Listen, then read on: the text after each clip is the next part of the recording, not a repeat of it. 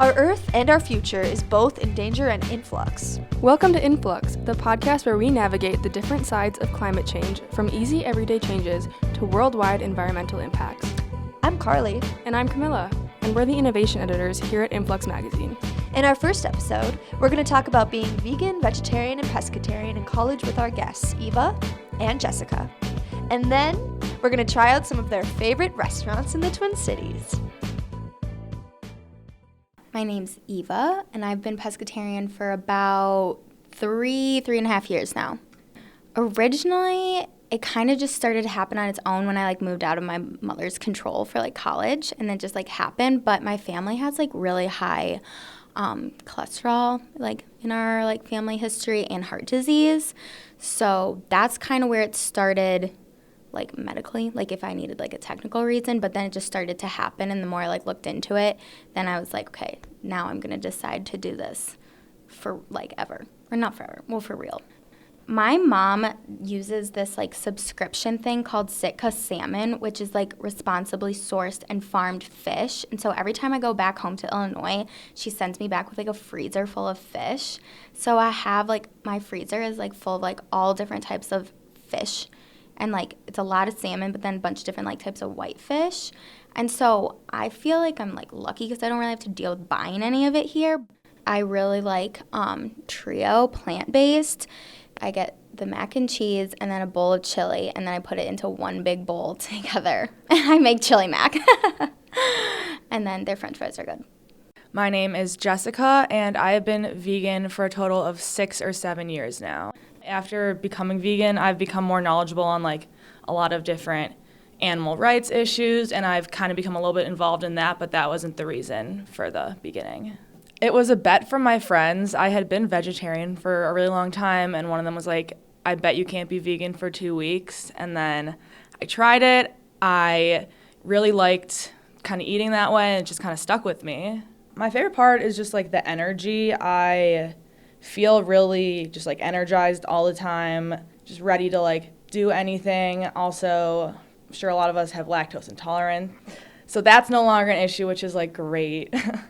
Buying my own groceries has been pretty easy, and I'm a senior now, so in the dining hall is pretty much make your own salads, bowls, whatever. But the thing that I definitely really miss is just being able to get up and go to any restaurant I want, especially on vacation. I find it really hard when I don't know the places, but besides that, it's been pretty easy.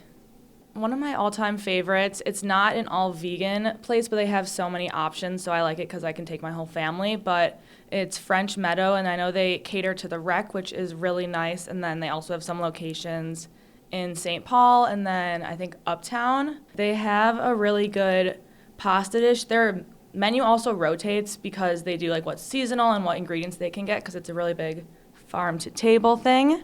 My favorite right now, they do a really good curry, a green curry with tofu and rice and vegetables, and it's really good.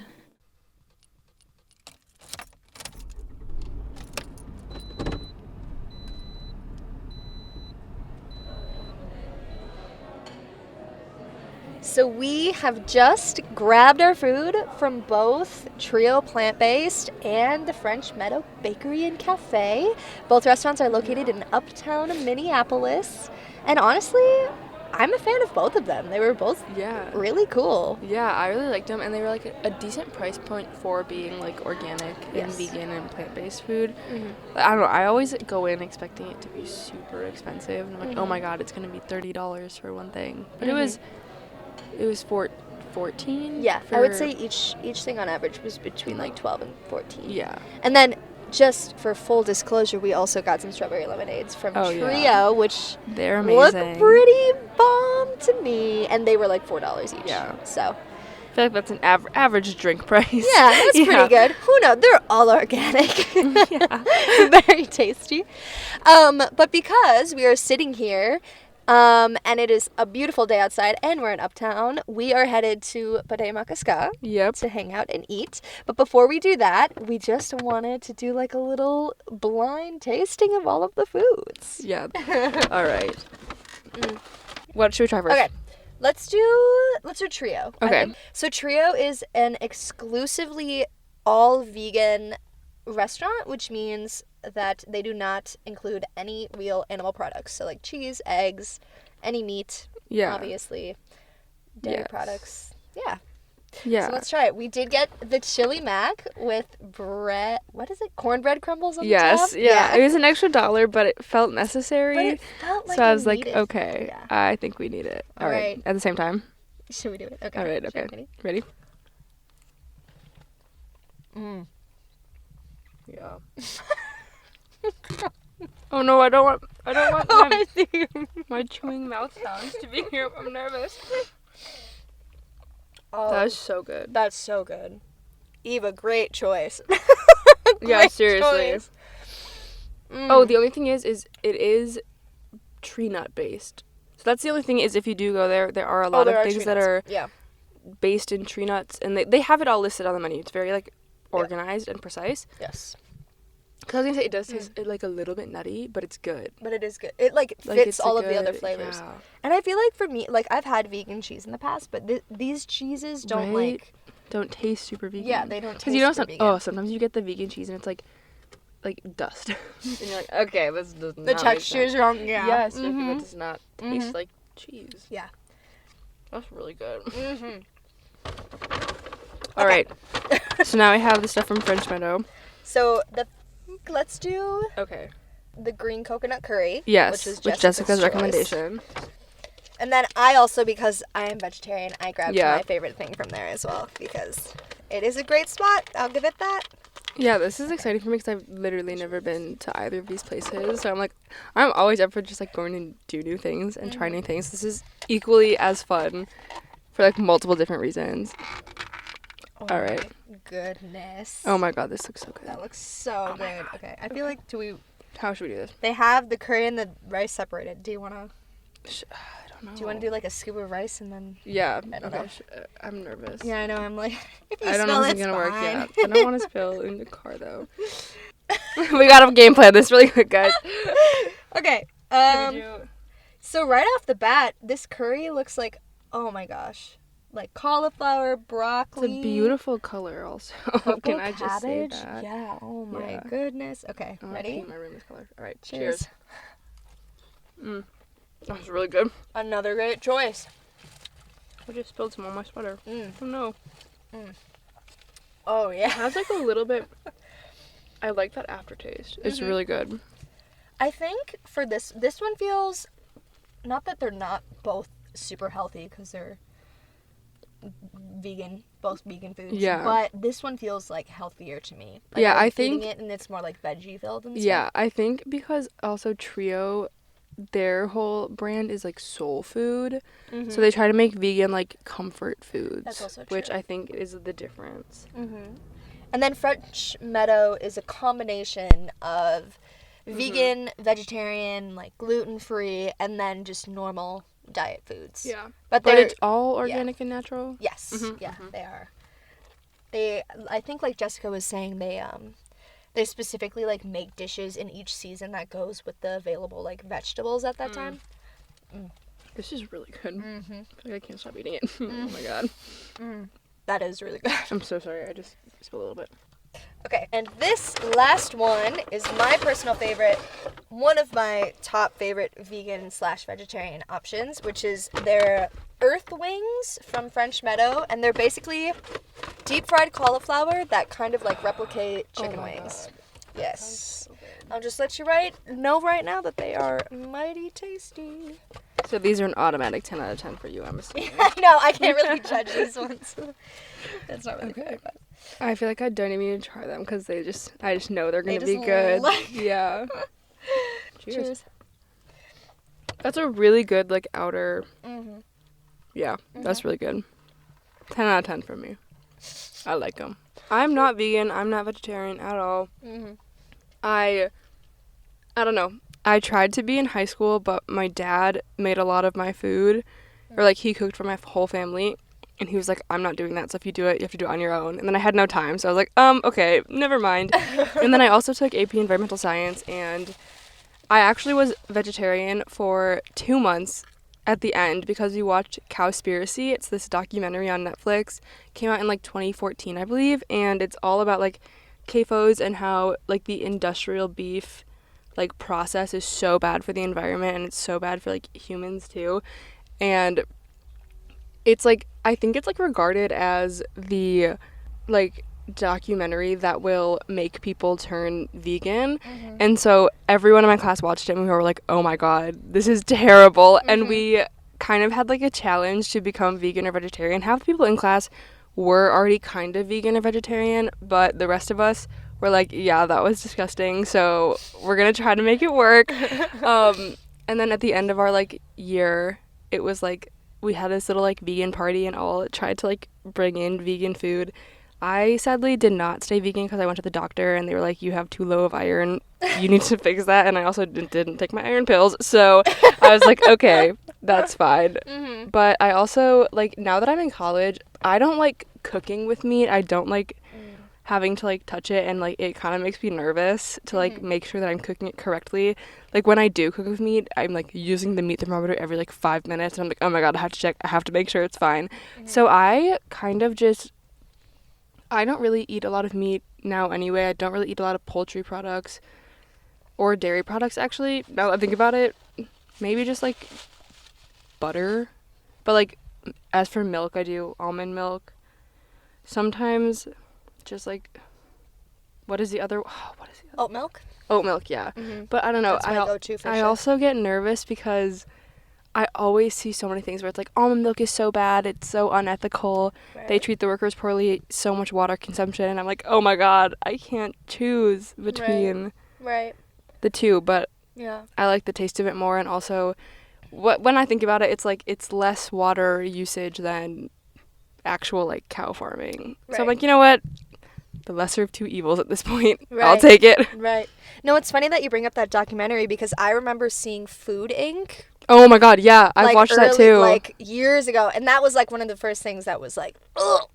Right. It kind of opened my eyes to just like the meat industry and stuff like that. So. Yeah. And I think we actually do have another story coming up. So not just Peter's story about the beef industry, but like the environmental nihilism story that Amanda is doing. I think that's going to be really interesting to hear how like other people regard it, because I know when I start thinking about it, and I'm like, if I start putting a lot of thought into everything that I'm eating, I'm like, oh my god, I just like nothing seems like it's good enough, and it really stresses me out. No. I mean, I think what's interesting too is like kind of those documentaries and having people open their eyes to the way that the meat industry impacts the animals and even just like the environmental effects of the meat industry. It's why nearly 9.7 million people to this day are like following you know, vegan, vegetarian, and pescatarian diets versus, 50 years ago when that number was probably substantially lower. Yeah, actually, I think that number I pulled it was from Ipsos, which is like a United Kingdom-based marketing thing, and that was just in the United States that they did that for. And so it was like they followed the trends for like the generated interest in people Googling and like searching plant-based diets, how to be like pescatarian, how to follow a Mediterranean diet, how to do all this stuff. And so it's like, even if that isn't the exact number now, it just shows that more people are interested in it and like interested in implementing that in their everyday life.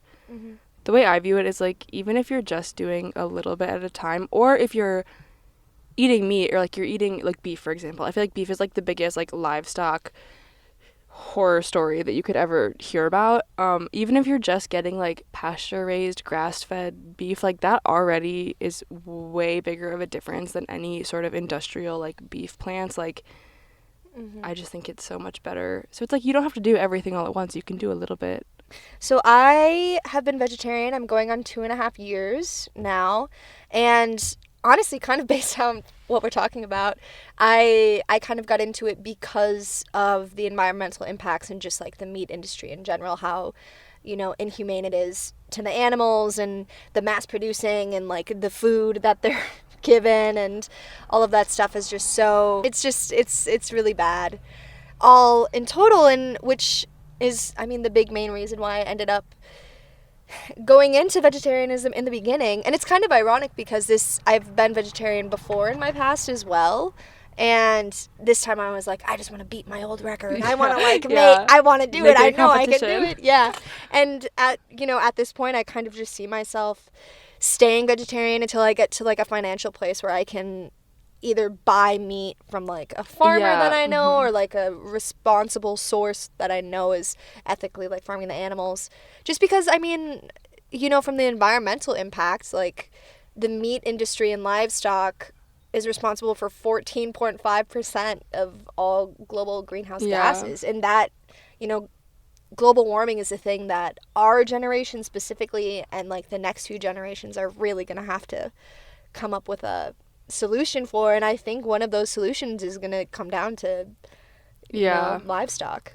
And I feel like also, even on top of that, just it's more than just the greenhouse gas emissions. It's like it's the physical like degradation to our environment, including like deforestation, soil erosion, freshwater contamination, air pollution, everything. But also it's like health impacts for people because of CAFOs, which are concentrated animal feeding operations, that's what we're talking about like when we're talking about industrial beef farming. So not the like organic small pasture like grass-fed beef, like these big industry plants that are super bad for the environment, because they're also bad for people in the way like some people's bodies just don't like digest meat. And like if you have too much, I mean obviously too much of anything is going to be a bad thing, but it also is like bad for people too, because there's like, okay, so I don't want to get gross while we're eating, but like in this documentary I remember so vividly they have this thing called manure lagoons, and it's like it like is so gross. It's exactly what it sounds like, but it takes up so much space because they have all of these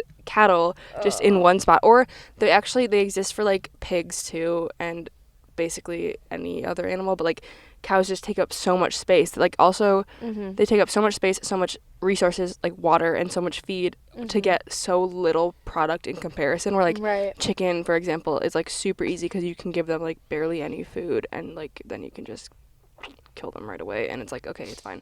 But beef takes up not it's fine, but like no, I didn't start to yeah. The way you said that, I was like, you're right, girl, you're right.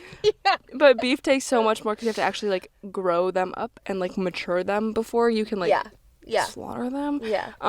That they have these like ginormous manure lagoons, and it's like the people that live around them, there have been like studies where they have like significant health problems, and their water is more contaminated, both because of runoff and because another way that they get rid of it is this thing called spray fields, where it's exactly again what it sounds like, and they spray it in an empty field, and then it's like, imagine like smelling a zoo, or like when you pass a farm you're like, that smells terrible. So imagine that, but like on a scale like 10 times bigger than that. Well, I mean that traces back to just the fact that also meat in general can be not good for the human body. A lot of the time like too much red meat can cause heart disease and issues with cholesterol, like Eva was talking about with her family and stuff like that. And I mean, so that just raises the question, what is the future of meat eating going to look like? What are new diets that people are going to create? Yeah, I remember we were talking about this in class, or I was looking it up, but like I think the Mediterranean diet, like I put in our little note sheet, I think it's probably going to be like the future of like where everyone is going, because it's like almost a happy medium where it's mostly plant-based, but there are actually just so many health benefits to it. Right. And so it's not like for the people who don't want to completely cut out meat and don't want to completely be like, oh my God, I'm scared of being vegan. It's like a great jumping off point. And so there were like a few trials, I think, done by Harvard. Let me make sure that that's right. Yeah, it was the Harvard like health administration, like large population studies and also like randomized clinical trials, and apparently a Mediterranean diet can reduce your risk of heart disease, metabolic syndrome, diabetes, certain cancers, which I think is super interesting. And it said specifically colon, breast, and prostate cancer, depression, and also I think this one is very interesting too, because in older adults, a decreased risk of frailty, along with better mental and physical function. So it's like it just goes to prove like what you put in your body actually does matter, because I feel like we could really open up this conversation to start talking about GMOs and processed sugar and everything. But if we're just sticking to meat, like to me it's kind of crazy that it can all be affected by something as simple as like what you're having for dinner. Right. And I mean, I think the biggest thing, being a vegetarian, the biggest question that I get is like, where do you get your protein? Where do you get like your iron sources from? And I think also, when you go into a diet like this, it's something that you do have to kind of research and be prepared for, because I mean, there were points when I first started that I was like extremely tired all the time, and I almost passed out, and I went to the doctor, and it was because I was not getting enough protein. And now, there are so many vegetables and nuts, pistachios specifically, give you like just about your daily source of protein. And I don't know. I mean, I think what people say, it's like what you eat is what you are. You know what I mean? It's like you are what you eat. My grandma would be proud of me saying that. So I don't know. I think it's definitely an interesting idea, something that everyone should consider. And even if you don't want to fully go vegan or vegetarian or pescatarian, just considering, cutting out meat three meals of the week or something, just starting slow. Thanks so much for tuning into our first episode, and we hope you enjoyed it.